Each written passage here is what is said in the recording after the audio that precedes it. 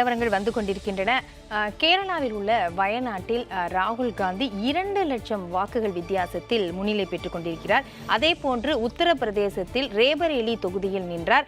அங்கும் 2.5 லட்சம் வாக்குகள் வித்தியாசத்தில் முன்னிலை பெற்றுக் கொண்டிருக்கின்றார். ஆக இந்த 2 தொகுதிகளிலும் 2 லட்சம் 2.5 லட்சம் வாக்குகள் வித்தியாசத்தில் முன்னிலை பெற்றுக் கொண்டிருக்கின்றார்.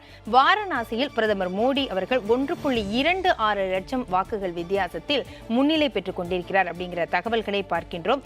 மதுரையை பொறுத்தவரைக்கும் மார்க்சிஸ்ட் கம்யூனிஸ்ட் வேட்பாளர் சு வெங்கடேசன் அவர்கள் முன்னிலை பெற்றுக் கொண்டிருக்கின்றார். 2வது இடத்தில் பாஜக வேட்பாளர் ராம சீனிவாசன் முன்னிலை பெற்றுக் கொண்டிருக்கிறார். அவர் 2வது இடத்தில் இருக்கின்றார். இதே போன்று கோவையில பார்த்தோம் அப்படின்னா திமுக வேட்பாளர் கணபதி ராஜ்குமார் முன்னிலை பெற்றுக் கொண்டிருக்கின்றார். 2வது இடத்தில் பாஜகவுடைய மாநில தலைவர் அண்ணாமலை 2வது இடத்தில் இருக்கின்றார். விஜயகிருஷ்ணா கிட்ட அரங்கத்திற்கு ராஜகம்பீரன் அவர்கள் வந்திருக்கிறார். வணக்கம், வருகிறேன், திரும்ப உங்ககிட்ட வரேன். விஜயகிருஷ்ணா, இப்ப பார்த்தோம்னா ஆவின் வைத்தியநாதன் சொல்ற ஒரே விஷயத்தையும் நம்ம வரக்கூடிய அந்த நிலவரங்களையும் பார்க்கும் போது அதிமுக பாஜக இல்ல அதிமுக பாஜகவோட கூட்டணியில் உள்ள கட்சி இவங்க 2 பேருடைய வாக்கு எண்ணிக்கை அப்படிங்கிறது நம்ம பார்த்தோம்னா முன்னிலை நிலவரம் திமுகவுடைய இந்த முதல் பிளேஸுக்கு ஒரு டைட்டா ஒரு ஃபைட் கொடுக்குற மாதிரி தான் இருக்கு. அப்ப இந்த பிரிவு அப்படிங்கிறது தான் திமுகவுக்கு ஒரு சாதகமா அமைஞ்சிருக்கிறா திமுக காங்கிரஸ் கூட்டணி? இல்லை, இதுக்கு முன்னாடி நடந்த பல தேர்தல்களில் இந்த எங்கள் கூட்டணி காங்கிரஸ், திமுக மற்றும் விசிக, மதிமுக எங்கள் கூட்டணி ரொம்ப ஸ்ட்ராங்காக இருக்குது. அது எந்த அளவுலையும் பெரிய இம்பேக்ட் க்ரியேட் பண்ணியிருக்காது. இது இந்தியா ஃபுல்லாகவே ஒரு இந்தியா கூட்டணி வரணும், ஒரு ரீவைட்டலைசிங் த டெமோக்ரஸிக் ப்ராசஸில் மக்கள் இறங்கிட்டாங்க. இப்போது இந்தியா கூட்டணிக்காக காங்கிரஸுக்கோ விழுந்த ஓட்டுக்கள்லாம் பார்த்திங்கன்னா மக்கள் அவங்களுக்கு ஜனநாயகத்தின் மீது உள்ள நம்பிக்கையின் வெளிப்பாடு ஒரு பக்கம், இன்னொரு பக்கம் அவங்களோட சமுதாய பிரச்சனையும் பொருளாதார பிரச்சனையும் அவங்க மையமாக வச்சு அதோட வெளிப்பாடை தான் இங்கே போட்டிருக்காங்க. ஏன்னா நீங்கள் பார்த்தீங்கன்னா எங்கள் பிளான்ஸு நாங்கள் மெயினாக இப்போ ப்ரொப்போஸ் பண்ணதெல்லாம் பார்த்தீங்கன்னா கேஸ்ட் சென்சஸ்ஸு, அதுக்கப்புறமேட்டு அன்எம்ப்ளாய்மெண்ட் இஷ்யூ அட்ரஸ் பண்ணுறது, மெயினாக எக்கனாமிக் மாடியூல் பார்த்திங்கன்னா வெல்த் ஒர்க் வெல்ஃபேர்ன்ட்டு. அதாவது இந்தியாவோட இன்கம் இன்இக்வாலிட்டிஸாக இருக்கட்டும், வெல்த் இன்இக்வாலிட்டிஸ் ரொம்ப நிதர்சனமான உண்மை. அதுவும் கடைசி அடித்தட்டு மக்கள் கிட்டத்தட்ட 50, இந்த கீழ்மட்டத்தில் இருக்க 50% மக்கள்கிட்ட வெல்த்து கிட்டத்தட்ட ஒன்றுமே இல்லை. இதுக்காக நிறைய வெல்த்தை க்ரியேட் பண்ணணும், மக்களுக்கு வேலை வாய்ப்பு வேணும், அதோட வெல்ஃபேர் இன்க்ளூசிவ் டெவலப்மெண்ட்டு எல்லாருக்கும் போகணுன்றது தான் எங்கள் சித்தாந்தம். சமுதாய ரீதியாகவும் சரி, கேஸ்ட் சென்சஸ் எடுக்கணும், ஜாதிவாரி கணக்கெடுப்பு எடுத்து அனைவருக்குமான அவங்களுக்கு உரிய பங்கு வரணும். அதே மாதிரி இது கல்விக்கு முக்கியத்துவமாக பார்த்திங்கன்னா ஆர்டி ரைட் டு எஜுகேஷன் வந்து ஒரு ரொம்ப புரட்சிகரமான திட்டம். அதை எடுத்துகிட்டு வந்தது நாங்கள் தான். இன்றைக்கி அதை வந்து எல்லா ஸ்டாண்டர்ட்ஸுக்குமே நாங்கள் ஓப்பன் பண்ணியிருக்கோம், எங்கள் மேனிஃபெஸ்டோவில் இருக்குது. அது எல்லா தரப்பினருக்குமான அவங்களுக்கு தேவையை நிவர்த்தி பண்ண. இந்த காங்கிரஸுடைய தேர்தல் அறிக்கை இந்த ஒரு வெற்றியை வந்து தந்திருக்கிறதா? இப்போ ஒரு க்ளோஸாக தான் நெருங்கி வர்றாங்க. 297னா 229 இந்த அளவுக்கு ஒரு எண்ணிக்கையில் வரணும் அப்படின்னா காங்கிரஸுடைய தேர்தல் அறிக்கை பெரிய ஒரு உண்மையிலே இந்த தேர்தலுடைய கதாநாயகனாக அது இருந்திருக்கா? இல்லை, அதுதான் உண்மை. அதுக்கு மிகப்பெரிய டெஸ்டிமோனி, அதுக்கு மிகப்பெரிய விட்னஸ் யாருன்னா பிரதமர் தான். ஏன்னா பிரதமர் எந்த இடத்துலையும் அவங்களோட தேர்தல் அறிக்கையோ இல்லை அவங்களோட சாதனைகள் பற்றி பேசல. பிரதமர் முழுசாக பார்த்தீங்கன்னா காங்கிரஸோட தேர்தல் அறிக்கையும் எங்கள் தலைவர் ராகுல் காந்தியை பற்றி தான் பேசியிருக்காரு பிரதமர். அவர் அதுவும் குறிப்பாக பார்த்தீங்கன்னா கான்ட்ராஸ்ட், அவர் பேசின கான்ட்ராஸ்ட் பாருங்கள். இந்து முஸ்லீம், மந்திர் மஸ்ஜித், இந்த மாதிரி கான்ட்ராடிக்டரியாக தான் பேசியிருக்காரே தவிர நாட்டு வளர்ச்சிக்கு தேவையானது எதுவுமே பேசலை. அதுவும் இன்றைக்கி இருக்கிற மிகப்பெரிய எக்கனாமிக் க்ரைசிஸு எல்லாமே பார்த்திங்கன்னா அட்ரஸ் பண்ணது யாருன்னா காங்கிரஸ். ஒரு சின்ன இது மட்டும் சொல்லிடுறேன், இந்தியாவோட மிகப்பெரிய அட்வான்டேஜ் என்னென்னா ஹியூமன் ரிசோர்ஸஸ். நம்மக்கிட்ட இளைஞர்கள் நிறைய பேர் இருக்காங்க, ஆனால் அவங்க வேலை வாய்ப்பு இல்லாமல் இருக்காங்க. இன்னொன்று 2050-60க்கு அப்புறம் பார்த்திங்கன்னா இந்த ஹியூமன் ரிசோர்ஸஸ் நம்மக்கிட்ட கம்மியாயிடும். டிபெண்டன்சி பாப்புலேஷன், அதாவது சார்பு ஜனத்தொகை அதிகமாகிடும். அதுக்கு வந்து நம்ம இன்றைக்கே அதுக்கான நடவடிக்கை எடுத்தால் தான் நம்ம பொருளாதார ரீதியிலையும் சரி வருங்காலத்தில் ஒரு பொருளாதார இக்கட்டான சூழ்நிலையை தடுக்க முடியும். அதை மக்கள் உணர்ந்திருக்காங்க. அதுக்கு தேவையானதே எங்கள் மேனிஃபெஸ்டோவில் நாங்கள் அட்ரஸ் பண்ணியிருக்கோம்.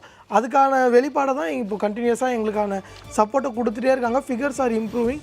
இன்னும் டைம் போக ரவுண்ட்ஸ் போக இன்னும் ஃபர்தராக இம்ப்ரூவ் ஆகும். எங்களோட நாங்கள் கண்டிப்பாக ஆட்சிக்கு வரும். திமுக இங்கே தமிழ்நாட்டில் இருந்து உங்களுக்கு ஒரு பல்காக கிடைக்குது.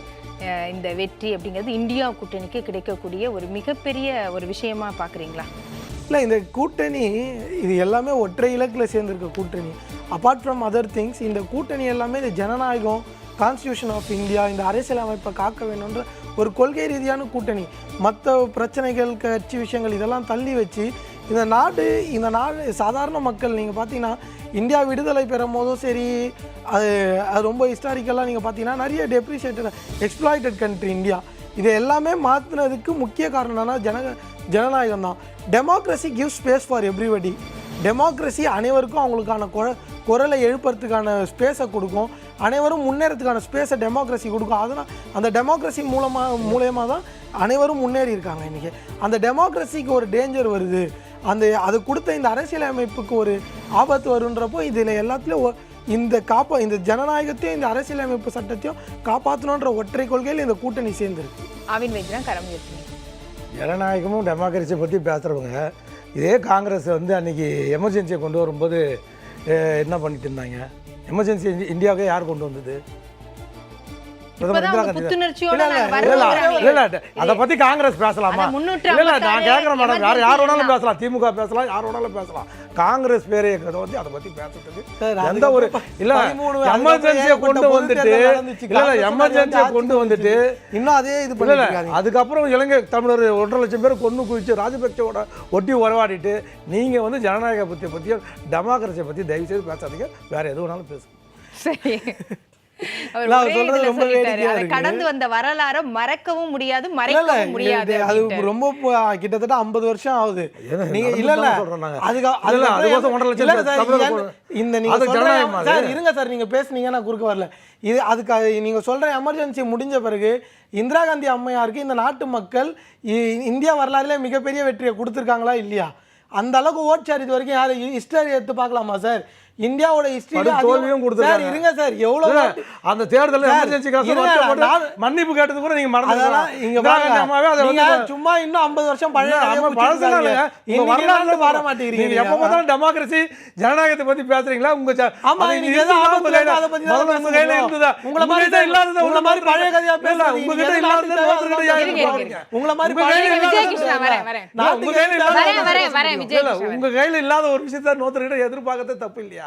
இப்ப மட்டும் நான் ஒரு அரசியலமைப்புக்கு அச்சுறுத்தல் அப்படின்னு சொல்றீங்களே, இதெல்லாம் கடந்து வந்தது தானே காங்கிரஸ் கேக்குறாரு. இல்ல எப்படி நீங்க சொல்றீங்க? அதான் அது புதைஞ்சு போனது, முடிஞ்சு போனது, அவ்வளவுதான். போனதுன்னு இல்ல, வரலாற்று டெமோக்ரஸி எமர்ஜென்சிக்கு அப்புறம் ரீஸ்டோர் ஆகாமையா இருந்திருக்கு. அது நீங்களா உண்டு பண்ண ஒரு நம்ம பேசலாம். பாஜகவுடைய ஹெச் ராஜா செய்தியாளர்களை சந்திக்கும் காட்சிகளை பார்க்கலாம். 3வது முறையா யாரும் வெற்றி பெற்றதில்லை என்றெல்லாம் பல்வேறு கணக்குகள் பேசப்பட்ட சூழ்நிலையில் மோடி 3 மீண்டும் பாரதிய ஜனதா கட்சியின் தலைமையில் தேசிய ஜனநாயக கூட்டணி ஆட்சி பொறுப்புக்கு வருகிறது. மேலும் 2 மாநிலங்களிலே புதிதாக தேசிய ஜனநாயக கூட்டணி ஆட்சிக்கு வந்திருக்கிறது. ஒரிசாவிலே தனியாக பாரதிய ஜனதா கட்சி போட்டியிட்டு அங்கு 21 சீட்டுக்கு 18 சீட்டு ஆல்ரெடி லீடிங். பெரும்பான்மை ஹாஃப்வே மார்க்கை தாண்டி சட்டமன்றத்தில் பாரதிய ஜனதா கட்சி ஆட்சி அமைக்கும் நிலையில் இருக்கிறது. அதே மாதிரி 5 ஆண்டுகளுக்கு பிறகு ஆந்திராவில் தேசிய ஜனநாயக கூட்டணி அமைக்கப்பட்டு மிக பெரும்பான்மையோடு அங்கு தேசிய ஜனநாயக கூட்டணி வெற்றி பெற்றிருக்கிறது. ஆகவே ஏற்கனவே அருணாச்சலில் இருந்தோம், அதில் மீண்டும் ஆட்சிக்கு வந்திருக்கோம். சிக்கிமில் தேசிய ஜனநாயக கூட்டணி இருந்தது, அதுவும் ஆட்சிக்கு வந்திருக்கு. ஆகவே இந்த பாராளுமன்ற தேர்தலோடு தேர்தல்கள் நடந்த 4 மாநிலங்களிலும் ஒன்று பிஜேபி இல்லை தேசிய ஜனநாயக கூட்டணி ஆட்சிக்கு வந்திருக்கிறது. ஆகவே சீட்டுக்கள் இந்த மாநிலத்தில் குறைவு, இந்த மாநிலத்தில் கூடுதல் அப்படிங்கிறது இருக்க தான் செய்யும். நீங்கள் பார்த்தீங்கன்னா ஒரிசா, தென் மாநிலங்களில் பிஜேபி இல்லை, அதுவும் எந்த மாதிரி பேசப்பட்டது? தக்ஷின் மே சாஃப், உத்தர் மே ஹாஃப் அப்படின்னு ஒரு கோஷமே வைக்கப்பட்டது. தக்ஷினில் கர்நாடகாவிலும் 4 3 இடங்கள் கைப்பற்றி இருக்கிறது. ஆந்திராவில் இட்ஸ் க்ளீன் ஸ்வீப். தெலுங்கானாவிலையும் பிஜேபி தான் முதல் கட்சியாக அங்கு வெற்றி பெற்று இருக்கிறது. அதனால் தக்ஷின் மே சாஃப் உத்தர் மே ஆஃப்ங்கிறதெல்லாம் நடக்கலை. மக்களுடைய நல்ல ஆதரவு பாரதிய ஜனதா கட்சிக்கு கிடைத்திருக்கிறது. அதனால் முழு தேர்தல் பரிமாணங்களும் இனிமேல் தான் வரும். அதனால் ஸ்டேட் வைஸ் நம்பர்ஸ் இப்போ நாம் பேச முடியாது. ஆகவே காலையிலிருந்து இந்த தேர்தல் நிலவரங்களை மக்களுக்கு அறிவித்து கொண்டு நல்ல பணியாற்றி இருக்கின்ற ஊடக நண்பர்கள் அனைவருக்கும் பாரதிய ஜனதா கட்சியின் சார்பாக என்னுடைய மனமார்ந்த நன்றியை தெரிவித்துக் கொள்கிறேன். மிகப்பெரிய தோல்வி வந்து அதாவது தமிழ்நாட்டில் தேசிய ஜனநாயக கூட்டணி ஒரு சீட்டில் தான் முன்னணி இருக்குன்னு இப்போ தகவல் வந்திருக்கு. இது மிகப்பெரிய தோல்வின்னு எப்படி சொல்ல முடியும்? இல்லை சொல்கிறேன், நான் சொல்கிறேன். இது ஏற்கனவே நாம் ட்ரை பண்ணி இருந்தது. 2014 இதே மாதிரி கூட்டணி தமிழ்நாட்டில் 2 திராவிட கட்சிகளும் இல்லாத ஒரு 3வது அணி பாரதிய ஜனதா கட்சி அமைத்திருந்தது. அப்போ இருந்ததில் நம்மளோட இப்போ விஜயகாந்த் பார்ட்டி இல்லை. ஆனால் மற்ற கட்சிகளோடு நாம் அமைச்சிருந்தோம். இப்போ கிட்டத்தட்ட 12 தொகுதிகளில் தேசிய ஜனநாயக கூட்டணி 2வது இடத்துல இருக்குது. ஆகவே தமிழ்நாட்டில் 3வது பெர்மனண்ட் பாஜகவுடைய தேசிய தலைவராக இருக்கக்கூடிய ராஜா செய்தியாளர்களை சந்தித்த காட்சிகளை பார்த்தோம். முன்னிலை நிலவரங்களும் வந்து கொண்டிருக்கின்றது. வயநாடு ரேபரேலியில் வந்து ராகுல் காந்தி 2 தொகுதிகளிலுமே 2 லட்சம் 2.5 லட்சம் வாக்குகள் வித்தியாசத்தில் முன்னிலை பெற்று கொண்டிருக்கின்றார். இன்னொரு தகவலும் வந்திருக்கிறது. நெல்லை நாடாளுமன்ற தொகுதியில் 974 தபால் வாக்குகள் செல்லாதவை என்று அறிவிக்கப்பட்டிருப்பதாக தகவல் வந்திருக்கிறது. ராஜகம்பீரன் அவர்களிடம் பேசலாம். இப்போ முன்னிலை நிலவரங்கள் பார்க்குறோம். திமுக 39 தொகுதிகளிலும் முன்னிலை பெற்று கொண்டிருக்கிறது அப்படிங்கிற நிலவரங்கள் வருகிறது. ஆனால் இந்த வாக்குகள் வித்தியாசம் அப்படின்னு பார்க்கும்போது பெரிய அளவில் ஒன்றும் கிடையாது. அப்போ 4 முனை போட்டி. இதில் அதிமுக பாஜக அப்படின்னு வாக்குகள் சிதறதுனால திமுகவுக்கு இந்த வெற்றி அப்படிங்கிறது வந்து ரொம்ப சுலபமாக கிடைத்து விட்டதா பார்க்குறோமா? எடுத்துக்காட்டுக்கு நான் ஆரணியில் சொல்கிறேன். திமுகவுடைய தரணி வேந்தன் வந்து முன்னிலை வைத்து கொண்டிருக்கிறார். ஆனால் 2வது இடத்தில் அதிமுக, 3வது இடத்தில் பாமக, பாஜக கூட்டணி உள்ள பாமக. இவங்க 2 பேருடைய வாக்குகளை சேர்த்தாலே திமுகவுக்கு உள்ள இது வந்துடுது. அப்போ இந்த பிரிஞ்சு 4 முனை போட்டியாக இருந்தது தமிழ்நாட்டில் களம் திமுகவுக்கு சாதகமாக அமைந்து விட்டதா? ஏற்கனவே களம் திமுகவுக்கு சாதகமாகத்தான் இருந்தது. இவர்கள் பிரிந்ததால் என்று சொல்ல முடியாது. ஒரு சில தொகுதிகளிலே வாக்கு வித்தியாசத்திலே கொஞ்சம் திமுகவுக்கு அருகிலே அவர்கள் வருகிறார்கள் என்பதைத்தான் நீங்கள் சுட்டிக்காட்டுவதாக நான் புரிந்து கொள்கிறேன். எப்பொழுதுமே அதிமுகவினுடைய வாக்கு வங்கி என்பது திமுகவிற்கு நிகரானதாக கடந்த காலங்களிலே இருந்திருக்கிறது. இப்பொழுது அதற்கு பக்கத்திலே இருக்கிறது, அவ்வளோதான். மற்றபடி பாஜக 3வது இடம் இருக்குன்னா 3வது கட்சின்னு ஒன்று இருந்தால் வேறு வழி இல்லாமல் ஒன்று சொல்லுவாங்க. நாம் தமிழர் கட்சி களத்திலேயே காணாம். அப்போ முழுக்க அதிமுகவா திமுகவா என்றுதான் இந்த போட்டி நடந்திருக்கிறதே தவிர வாக்குகள் பாஜக 3வது இடத்தில் வரும்போது அந்த வித்தியாசமும் வந்து குறைவாக தான் இருக்குன்னு நான் சொல்ல வரேன்.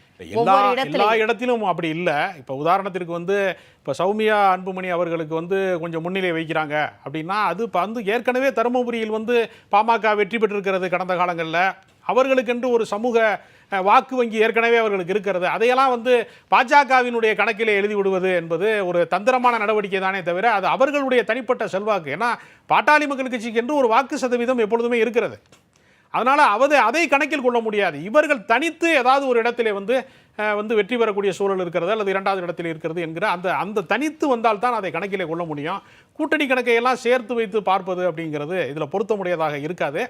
முதல்ல இந்தியா கூட்டணிக்கு என்று ஒரு செயல் திட்டம் அவர்கள் வந்து குறைந்தபட்சமாக இந்த தேர்தல் அறிக்கையாக இருக்கட்டும், மக்கள் நல திட்டங்கள் சார்ந்து அவர்கள் வந்து மக்களோடு உரையாடினாங்க.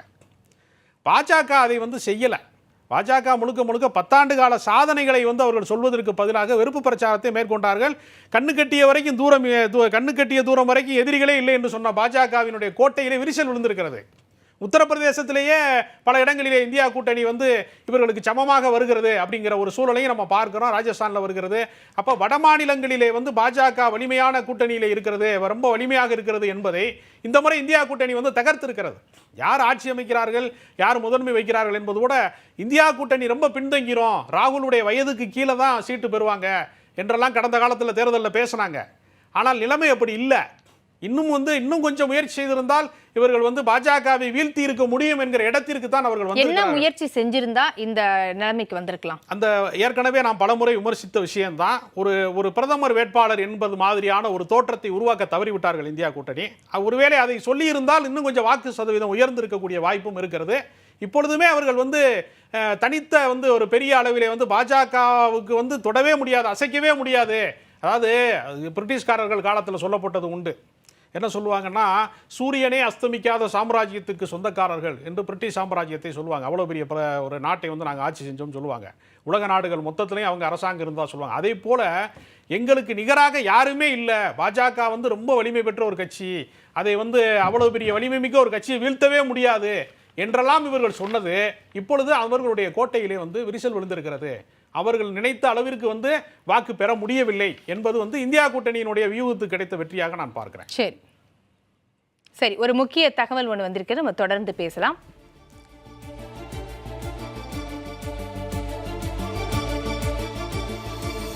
சென்னையில வாக்கு என்னும் அந்த மையத்தில் உள்ள பணியாளர்களுக்கு கெட்டுப்போன உணவு வந்து வழங்கப்பட்டதாக புகார் தெரிவிக்கப்பட்டிருக்கிறது.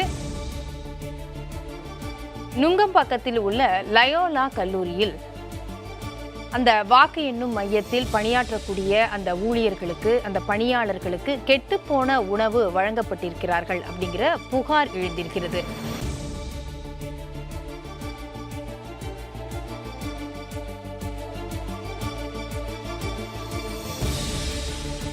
மத்திய சென்னை தொகுதியில் உள்ள அந்த வாக்குகளை எண்ணும் பணி வந்து நுங்கம்பாக்கம் லயோலா கல்லூரியில் மேற்கொள்ளப்பட்டது.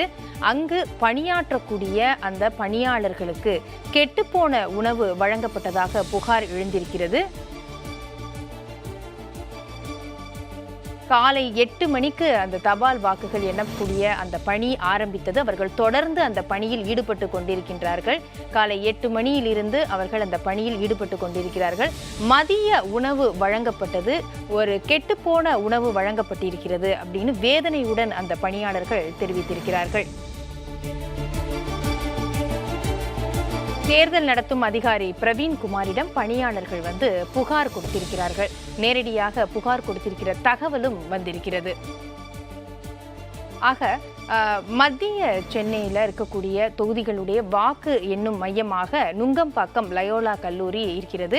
அங்கே தான் காலை 8 மணியிலிருந்து வாக்குகள் எண்ணப்பட்டு கொண்டிருக்கின்றன. தொடர்ச்சியாக அந்த பணியில் வந்து நேரம் காலமின்றி பணியாளர்கள் ஈடுபட்டு கொண்டிருக்கிறார்கள். ஆனால் இந்த மதிய உணவு அப்படின்னு கொடுக்கும்போது கெட்டுப்போன உணவு வழங்கப்பட்டிருப்பதாக அவர்கள் வேதனையுடன் தெரிவித்திருக்கிறார்கள். அதை குறித்து தேர்தல் நடத்தும் பார்வை அதிகாரி பிரவீன் குமாரிடம் அவர்கள் நேரடியாக புகாரும் அளித்திருக்கிறார்கள் அப்படிங்கிற செய்திகளும் வருகிறது. நம்ம தொடர்ந்து வந்து பேசலாம், அரங்கத்தில் பேசலாம். விஜயகிருஷ்ணா கிட்ட நிறைவாக இந்த 272 பாஜக கிராஸ் பண்றதுக்கு வாய்ப்புகள் இருக்கு. 293 272 கிராஸ் பண்ணிவிடும், அவ்வளவுதான். அப்போ பாஜகவுக்கு அதுக்கான பெரும்பான்மை கிடைத்து விட்டது. இந்தியா கூட்டணி இதற்கு பிறகு அந்த 293னா 33 தான், வித்தியாசம் குறைவு தான். அடுத்த கட்டம் அடுத்தடுத்த மாநிலங்கள்ல இது மிகுதியா வர்றதுக்கு வாய்ப்புகள் இருக்குதா? இல்லை, ஃப்யூச்சரில் இப்போ நம்ம பார்த்துட்டே இருக்கோம், ஃபிகர்ஸ் கண்டிப்பாக கண்டினியூஸாக மாறிட்டே இருக்குது, ஸ்டேபிளாக இல்லை. அதனால் இது கன்ஃபார்மாக எந்த பக்கம் வேணாலும் போய் முடியலாம். நாங்கள் நம்புகிறோம், எங்களுக்கு கண்டிப்பாக எங்கள் கூட்டணி சைடுக்கா அந்த ஷிஃப்ட் வரும்ன்ட்டு நாங்கள் நம்புகிறோம். நாங்கள் இன்னும் டைம் இருக்குது, பொறுத்து வந்து பார்ப்போம். இன்னொன்று என்னன்னா, இது ஒரு பாடம். மக்கள் வந்து மக்களோட பிரச்சனைகளை அட்ரஸ் பண்ணாதவங்க, அவங்களோட பிரச்சனைகளை அட்ரஸ் பண்ணாதவங்களும், இந்த வெறுப்பு பிரச்சாரத்தை முன்னே வைக்கிறவங்களையும் மக்கள் என்றைக்குமே முழுமனதாக ஏற்றுக்க மாட்டாங்கன்றதுக்கு இது ஒரு சிறந்த உதாரணம். இது சரி, இதை நிறைவு கருத்தாக நான் எடுத்துக்கிறேன். நிகழ்ச்சிக்கு வந்து உங்களுடைய கருத்துக்களை பகிர்ந்து கொண்டதற்கு நன்றி, வாழ்த்துக்கள். நம்ம நிலவரத்தை பார்க்கலாம். தூத்துக்குடி தொகுதியில் மீண்டும் எம்பி ஆகிறார் கனிமொழி. முன்னிலை நிலவரம் வந்து அதிக வாக்கு வித்தியாசத்தில் தான் முன்னிலை நிலவரம் வந்து கொண்டிருக்கிறது. தூத்துக்குடியில் திமுக வேட்பாளர் கனிமொழி முன்னிலை பெற்று இருக்கின்றார். அடுத்து எம்பி ஆகக்கூடிய வாய்ப்பு அவருக்கு இருக்கிறது. எம்பி ஆகிறார் கனிமொழி என்பதை நாம் கூற வேண்டும். அடுத்து வந்து இதே போன்று மற்ற தொகுதிகளையும் பார்த்தோம் அப்படின்னு சொன்னால் திமுக வேட்பாளர்கள் முன்னிலை பெற்று வருகிறார்கள். ஓபிஎஸ் ராமநாதபுரத்தில் ஓபிஎஸ் பின்னடைவை சந்தித்திருக்கிறார். இந்திய யூனியன் முஸ்லீம் லீக் கட்சியுடைய நவாஸ் கனி அவர்கள் முன்னிலை பெற்றிருக்கிறார். 2019 அவர் நாடாளுமன்றத்தில் போட்டியிட்டு தேர்வானார். தற்போது எம்பியாக இருக்கிறார். இப்போதும் வந்து நவாஸ் கனி முன்னிலை பெற்று வருகிறார் அப்படிங்கிறது ஒரு குறிப்பிடத்தக்க கூடிய விஷயமாக இருக்கிறது. அடுத்து தேசிய அளவில் நம்ம பார்த்தோம் அப்படின்னா மேற்கு வங்காளம், அது மம்தா அவர்கள் இந்தியா கூட்டணியில் நான் இருந்தாலும் வெளியில் இருந்து நான் ஆதரவு தருகிறேன் அப்படிங்கிறதை அவர் ஏற்கனவே இந்த வாக்கு எண்ணிக்கைக்கு முன்பே அவர் கூறியிருந்தார். மேற்கு வங்காளத்தில் திரிணாமுல் காங்கிரஸ் 31 தொகுதிகளில் முன்னிலை, பாஜக 10 தொகுதிகளில் முன்னிலை, காங்கிரஸ் 1 தொகுதியில் முன்னிலை அப்படிங்கிற நிலவரங்கள் வருகிறது. தொடர்ந்து பேசலாம். நம்ம அரங்கத்திற்கு திரு முஸ்தபா அவர்கள் வந்திருக்கிறார். வணக்கம். வரக்கூடிய இந்த நிலவரங்கள் தமிழ்நாட்டில் பார்த்தோம் அப்படின்னா திமுக 39 இடங்களிலும் முன்னிலை அப்படிங்கிற விவரம் வந்து கொண்டிருக்கிறது.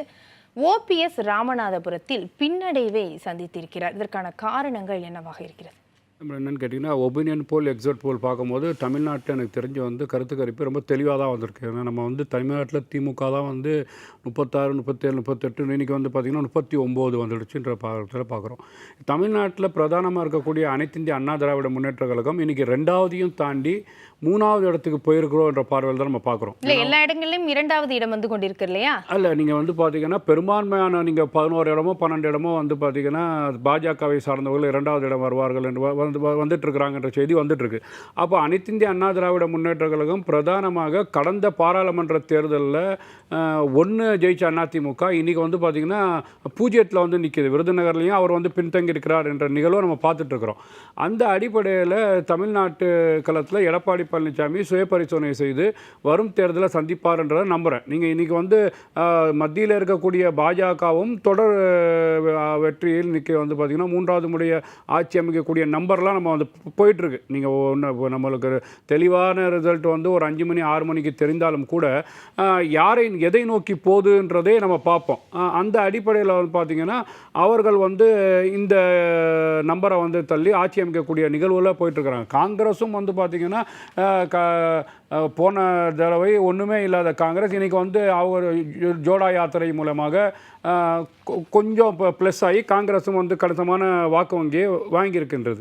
இருந்தாலும் கூட இந்தியா கூட்டணி வந்து முதலே வந்து சுயப்பிரச்சனை செய்யாமல், ஏன்னா வந்து இந்தியா கூட்டணியில் முதலே பிரச்சனை இருந்தது.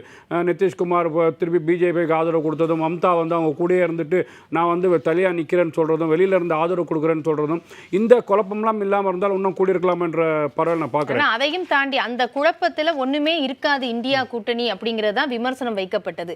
இன்று வரக்கூடிய நம்பர்ஸ் பார்த்தோன்னா அந்த மாதிரியான இல்லை அப்படிங்கிறத நிரூபிச்சிருக்கிறாங்களா இந்தியா கூட்டணி? இல்லை மேடம், நீங்கள் நம்பர்ஸை நிரூபிச்சிடலாம் கூட. நீங்கள் 10 வருஷம் வந்து பாரதத்தை வந்து பிரதமர் வந்து ஆட்சி செஞ்சுருக்கிறார். அப்போது வந்து பார்த்தீங்கன்னா நீங்கள் வந்து பல குற்றச்சாட்டை முன்வைத்தார்கள். யார் எதிர்கட்சியாக இருந்தவர்கள் பல குற்றச்சாட்டை முன்வைத்தார்கள். அந்த குற்றச்சாட்டு எந்த அளவு எடுபட்டது? மீண்டும் வந்து பார்த்தீங்கன்னா அந்த நம்பரை நோக்கி தான் போகுது. மெஜாரிட்டியாக ஆட்சி இருக்குமோ இல்லாமல் நம்ம தெளிவாக சாயங்காலம் தான் பார்க்க முடியும்னு வச்சுக்கோங்க. இருந்தாலும் ப்ளஸில் வந்து காலையிலேருந்து நம்ம பார்க்கக்கூடிய சுற்றுகள் எல்லாமே வந்து முன்னிலையில் தான் போகுது. நீங்கள் தமிழ்நாட்டில் வந்து நீங்கள் கேட்ட கேள்வி மாதிரி ஓபிஎஸ் அவர்கள் வந்து முதலிடத்தில் இல்லாமல் 2வது இடத்துல போயிருக்கிறாருன்னு சொல்லியிருக்கலாம். தமிழ்நாட்டு களத்தில் வந்து பார்த்திங்கன்னா என்ன கேட்டிங்கன்னா கண்டிப்பாக ஏற்கனவே வந்து இந்தியன் யூனியன் முஸ்லீம் லீக் திமுக கூட்டணியில் இருக்கின்றது. பிரதானமாக தமிழ்நாட்டில் வந்து திமுக ஜெயிக்கும் என்று எதிர்பார்த்து அவங்களோட வியூகம் அந்த ஏற்கனவே அதிமுக 4ஆக பிரிந்து கிடக்கின்றது. வாக்கு வங்கி நீங்கள் 4 திசையை நோக்கி போகுது. எடப்பாடி பழனிசாமி ரெட்டையில் தனியாக நிற்கிறாரு. இந்த சைடு பார்த்தீங்கன்னா ஓபிஎஸும் தினகரன் அவர்களும் என்டிடி ஆதரவுக்கு களத்தில் நிற்கிறாங்க. அந்த அடிப்படையில் இன்றைக்கி ஓபிஎஸ் அவர்கள் 2வது இடத்துல வராங்கன்னு சொன்னால் ஒரு சுயேட்சை சின்னம், பலாப்பழ சின்னம், குறுகிய காலத்தில் மக்கள்கிட்ட கொண்டு போய் சேர்த்தது. ஏன்னா நவாஸ்கனி அவர்கள் ஏனியாக இருந்தாலும் கூட ஏற்கனவே எம்பியாக இருந்தவர். அந்த இடத்துல வந்து ஃபெமிலியரான ஏனி சின்னத்தை வைத்து தான் கலங்கன்றார். அந்த அடிப்படையில் இரட்டை இலையை 3வது தள்ளி ஓபிஎஸ் அவர்கள் சுயேட்சை சின்னத்தில் வந்து 2வதாக வராருன்னு சொன்னாலே அனைத்து இந்திய அண்ணா திராவிட முன்னேற்ற கழகத்துக்கு மிகப்பெரிய சரிவாக அதை பார்க்க முடியும். நீங்கள் தமிழ்நாட்டில் வந்து பார்த்தீங்கன்னா நோட்டாக்கு கீழே பாஜக இருக்கின்றது, ஐயங்காருக்கு இருக்கக்கூடிய பிரான்ச் கூட பாஜக கிடையாதுன்னு சொல்லி நம்ம நக்கலம் நயாண்டி செய்யக்கூடிய காலகட்டத்தில் இன்றைக்கி வந்து பார்த்தீங்கன்னா அவர்கள் வந்து ஜெயிக்கக்கூடிய எம்ஜிஆர் ஜெயிச்ச இரட்டை சின்னத்தை, ஜெயலலிதா ஜெயிச்ச இரட்டை சின்னத்தை இன்னைக்கு 3வதாக தள்ளி 12 தொகுதியில் முன்னிலை வராங்கன்னு சொன்னால் அப்போ தமிழ்நாட்டில் பாஜகவோட வளர்ச்சி மிக பிரம்மாண்டமாக தான் இருக்கின்றது. இதுக்கு யார் காரணம் என்பதை தமிழ்நாட்டு மக்கள் யோசிப்பார்கள். அதிமுக வாக்காளர்கள், அதிமுக ஆதரவாளர்கள், அதிமுக தொண்டர்கள். இதுக்கு மிக மிக முக்கியமான காரணம் எடப்பாடி பழனிசாமி தான். அதை யோசிப்ப வரும் காலத்தில் கண்டிப்பாக அனைத்து இந்திய அண்ணா திராவிட முன்னேற்ற கழகத்திலும் தலைமை மாற்றம் வரும் என்பதை நான் நம்புகிறேன். ராஜகம்பீரன் வட்ட அப்போ 3வது இடத்துல பாஜக வருது, கன்னியாகுமரி போன்ற இடங்கள்ல 2வது இடத்துல பாஜக வருது. அப்போ அடுத்த கட்டத்தை இது விஷயத்துக்காக தயாராகி விட்டதா பாஜக தமிழ்நாட்டில் கால் பதிக்கணும் அப்படிங்கிற மாதிரி? ஏன்னா ஆந்திர பிரதேசத்தில் பாஜக ஆட்சி அமைக்கிறாங்க. சந்திரபாபு நாயுடு அவர்களுடைய கூட்டணி தான், சந்திரபாபு நாயுடு அவர்கள் தலைமையில் அந்த இது நடக்குது. ஏற்கனவே அருணாச்சல பிரதேசத்திலையும் வந்து ஆட்சி அமைப்பதற்கான சூழல் அமைந்து விட்டது. ஒடிசாவிலையும் வந்து பாஜக முன்னணியில் இருக்கிறது, ஆட்சி அமைக்கக்கூடிய சூழல் இருக்கிறது. அப்போ தமிழ்நாடு தென் மாநிலங்கள்னு திரும்ப திரும்ப பேசும்போது இப்போ தமிழ்நாட்டில் 3வது இடம், சில இடங்களில் 2வது இது வருவதற்கான வாய்ப்புகள் இருக்குது. அப்படிங்கும்போது அவர்கள் 2026க்கு நல்ல களம் காண்றதுக்கான சூழல் அமைஞ்சிருச்சா? அண்ணாமலை வந்து பாஜகவினுடைய மாநில தலைவர் ஆனதற்கு பின்பு செல்வாக்கு பெற்றுவிட்டது, பெரிய அளவில் கட்சி வளர்ந்து விட்டது என்றெல்லாம் வகை வகையாக புருடாக்களை நிறைய பொய்களை சொல்லிக்கொண்டே இருந்தார்கள். ஆனால் அண்ணாமலையே ஜெயிக்க முடியலையே.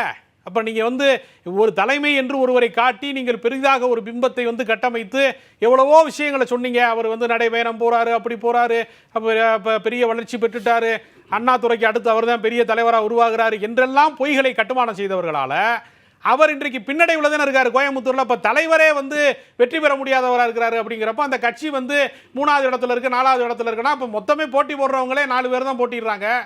அப்போ 3வது இடம்னு ஒரு இடம் இருக்குதுன்னு வச்சுக்கோங்க. சுயேட்சை கூட சில இடங்களில் 3வது இடம் வருவாங்க.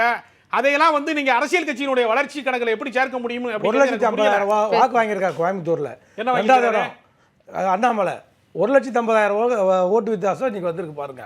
அதுல உங்க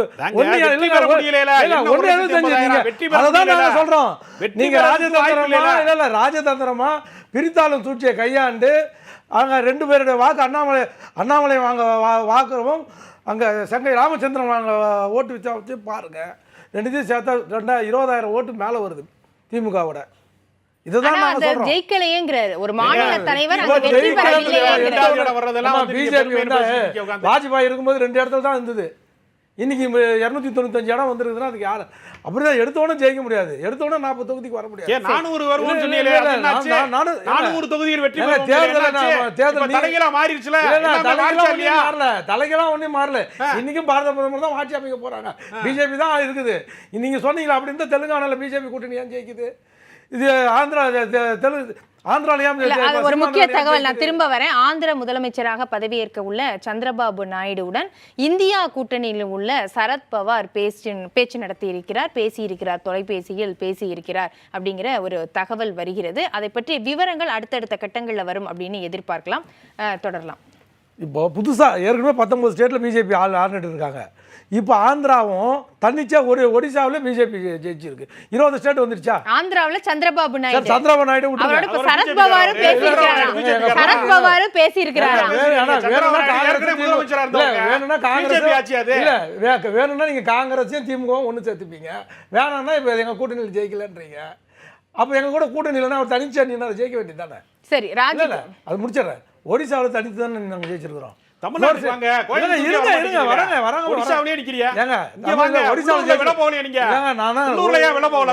அவசரப்படாதீங்க. நீங்க வாங்கின 52% ஓட்டு 53% ஓட்டு வாங்கிருந்தீங்க 2021. இப்போ வாங்கிருக்கிற ஓட்டு சதவீதத்தை மட்டும் சொல்லுங்க. அவரை 37 தாண்டல, இல்ல 37 ஒரு இடமும் தாண்டல.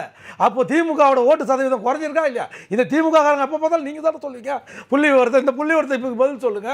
இப்போ அண்ணாமலை வளர வளர உங்க ஓட்டு சரிஞ்சிருக்கா இல்லையா? வந்திருக்காரு. நீங்க பாருங்க 12 தொகுதியில 2வது இடங்க.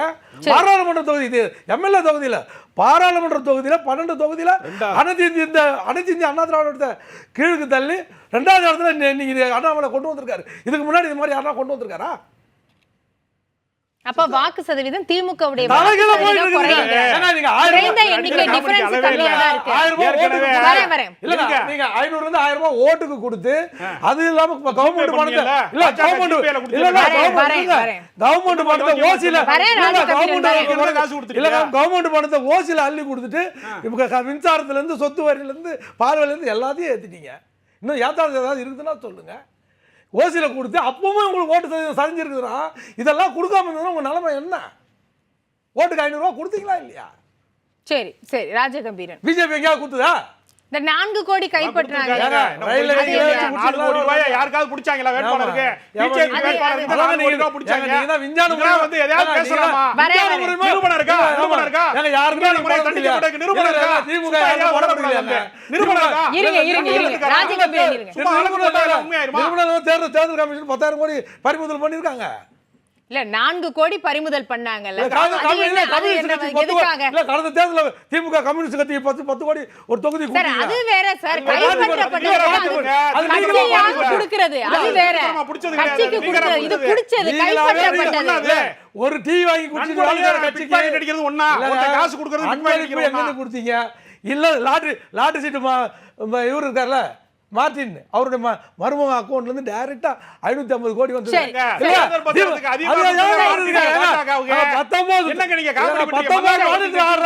ஒரு கட்சிக்கு வந்து 6000 கோடி வரலாம். ஆனா ஒரே மாநிலத்தில் ஆடுற திமுக வந்து 609 கோடி பெருசா வாங்குனதுல இது பெருசா அது பெருசா ஆனா யாரு பெருசு அப்படிங்கறதா இப்ப பிரச்சனை. அதெல்லாம் யார்கிட்ட வாங்குன கள்ள சீட்டு அவனுக்கு கள்ள தொடர்பு என்ன? இருங்க கள்ள தொடர்பு எப்படி நீங்க போனா மாநில தலைவருக்கு ஜெயிக்கிறதுக்கு துப்பு இல்ல. அதை பேசாம ஒடிசால வந்து தமிழ் சொல் வலிமை துப்பு துளைக்கிறாங்க. அதெல்லாம் கட்ட வார்த்தையாது. வெற்றி பெற வழி இல்ல. அதை ஒத்துக்கங்க. நீங்க தோத்து போயிட்டேன்னு ஒத்துக்கங்க. தமிழ்நாட்டுல உங்க அரசியல் வெள்ளல வித்தியாசம்ங்கிறது 2வது இடத்துலயும் 3வது இடத்துலயும் வரும்போது பெருசா ஒண்ணும் சொல்லுங்க. சீமான் கட்சி சொல்லுங்க. ஒரு 4வது இடத்துல வந்திருக்காரு. சீமான் கட்சி 4வது இடத்துல. இருங்க வைத்தியநாதன் இருங்க ஒவ்வொருத்தரா பேசலாம். ராஜகம்பீரன் பேசுங்க. ஏங்க 3வது இடம் வர்றது 4வது இடம் வர்றதெல்லாம் கணக்குல கிடையாதுங்க.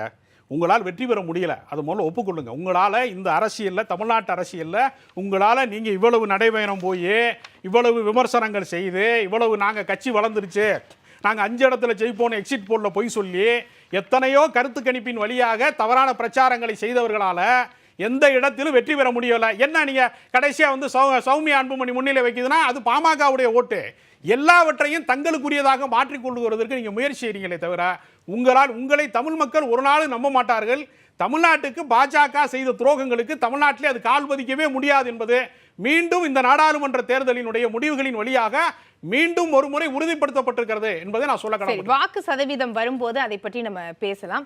முஸ்தபா கிட்ட அப்ப இந்த கட்டம் தமிழ்நாட்டில் போகுது அப்படின்னா 2026 நோக்கி போகும்போது எந்த மாதிரியான நிலைமை ஏற்படுவதற்கு வாய்ப்புகள் இருக்கு? 26ல் நிறைய பேர் பிளேயர்ஸ் நிறைய பேர் இறங்க இருக்கிறாங்க. நம்மளாம் பார்க்க தான் போகிறோம். அப்போ என்ன நடக்க போகுதுன்னு தமிழ்நாட்டு அரசியல் பார்க்க தான் போகிறோம். சொந்த தொகுதியிலே வேலை போகாத நபர்னு சொன்னால் ராகுல் காந்தி சொந்த தொகுதியில் வேலை போகாம தான் இருந்தார். இப்ப இல்ல கடந்த தேர்தல் என்னைய பேச விடுங்க.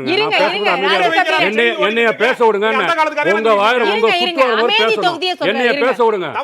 சும்மா கொல கொல கொலன்னு கத்தக்கூடாது. சும்மா கொல கொலன்னு கத்தக்கூடாது. என்கிட்ட பல பலன்னு கத்தக்கூடாது. நீங்க பேசும்போது அமைதியா இருந்தா இல்லையா? அப்ப உங்க கருத்து வரும்போது சொல்லுங்க. நீங்க சொல்றது பேசிட்டு அவருக்கு பதில் சொல்லலாம். சொல்லுங்க. கடந்த தேர்தலில் ஒரு தலைவர் தான் வந்து பார்த்தீங்கன்னா மன்ன கவுனர் சொந்த தொகுதியில். ஓகேவா மேடம்? 4 கோடி ரூபா பணம் பிடிச்சாங்கன்னா வேலூர் தொகுதியில் எவ்வளோ கட்டுக்கட்டாக பணம் எடுத்தாங்க, எது தேர்தல் நிப்பாட்டினாங்கன்ற வரலாறு நம்ம யோசிச்சு தான் ஆகணும். ஓகே, ஏதோ நான் தான் பணம் கொடுத்தேன் நீ தான் பணம் கொடுத்த என்ற பேச்சுக்கெல்லாம் கிடையாது. பணம் கொடுக்கறது அரசியல் களத்தில் இயல்பாகி போச்சு. ஏதோ எந்த பாராளுமன்ற தேர்தலில் அது வந்து மிகவும் சொற்பமாக ஆயிருக்கு என்பதை நான் வரவேற்கிறேன். நீங்கள் அதிமுகவாக இருந்தாலும் சரி, என்டிடிஏவாக இருந்தாலும் சரி, திமுக கூட சொற்பமாக 30% 40% பணம் கொடுத்த மாதிரி தான் செய்தி வருது. அந்த அளவு குறைஞ்சி இருக்குன்னு நான் எதிர்பார்க்குறேன். நீங்கள் சொல்கிற மாதிரி பார்த்தீங்கன்னா 2026 என்பது 2026 நோக்கி போகிறதுக்கு வந்து காலம் வந்து நிறைய இருக்கு மேடம். ஏன்னு கேட்டிங்கன்னா விஜய் அரசியலில் வரப்போகிறேன்னு சொல்கிறாரு. இன்றைக்கி நம்ம சொல்கிற மாதிரி பார்த்தீங்கன்னா சீமான் அவர்களும் வாக்கு சதவீதத்தில் வந்து முன்னோங்கி தான் போகிறாரு. சீமான் வந்து பார்த்தீங்கன்னா விஜயோட கூட்டணி வைப்பேன்லாம் பேசுகிறாரு. அப்போ இருக்கும்போது வந்து பார்த்தீங்கன்னா இது வந்து அங்கே வந்து செயல்படுமா, அதை தான் நான் கேட்க வரேன். நீங்கள் வந்து பார்த்தீங்கன்னா பிரதானமாக தமிழ்நாட்டில் அதிமுக திமுக என்று ஆண்டுட்டு இருந்த இயக்கம் இன்னைக்கு வந்து பார்த்தீங்கன்னா சுயலாபத்துக்காக தன் சொந்த விஷயத்திற்காக எடப்பாடி பழனிசாமி இன்னைக்கு தமிழ்நாட்டை பாஜக காவு கொடுத்துருக்கிறாரு. அப்படிதான் நான் பார்க்குறேன். ஏன்னு கேட்டிங்கன்னா அனைத்து இந்திய அண்ணா திராவிட முன்னேற்ற கழகம் ஒருங்கிணைந்த அதிமுகவாக இருந்திருந்தா சட்டமன்ற தேர்தலையே திமுக கூட்டணியோட எத்தனை சீட்டு வந்துச்சு, கூட்டணி இல்லாமல் அதிமுக எத்தனை சீட்டு வந்துச்சு. அப்படி இருக்கும்போது நீங்கள் அந்த அம்மா அவர்கள் இறந்ததுக்கப்புறம் 8 தேர்தலில் சட்டமன்ற தேர்தல், உள்ளாட்சி தேர்தல், நாடாளுமன்ற தேர்தல், நம்ம மாநகராட்சி தேர்தல், எல்லா தேர்தலையும் 8 தேர்தலையும் தேர்த்து எடப்பாடி பழனிசாமி இந்த தேர்தலையும் களத்தில் நிற்கிறாரு. இன்னைக்கு அதிமுக ஒரு பேர் இயக்கம் அம்மா அவர்கள் இருக்கும் போது பாராளுமன்றத்தில் 3வது இயக்கமாக இருந்தது இந்த அதிமுக. இன்னைக்கு அதிமுகவோட நிலை என்ன?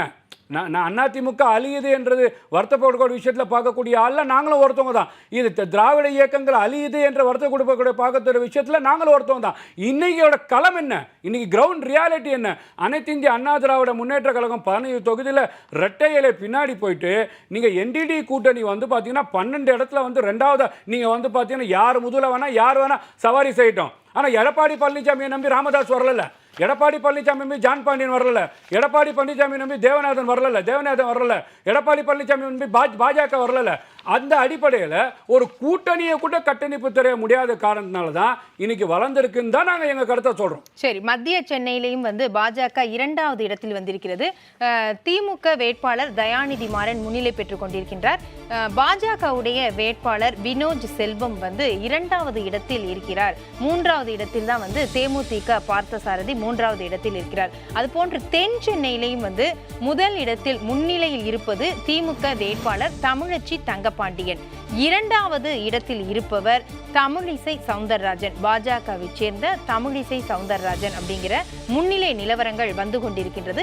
நாம் தொடர்ந்து பேசலாம். முன்னிலை நிலவரங்களை உடனுக்குடன் பார்க்கலாம். ஒரு விறுவிறுப்பான கட்டத்தை இந்த களம் எட்டி இருக்கிறது அப்படின்னு தான் சொல்லணும்.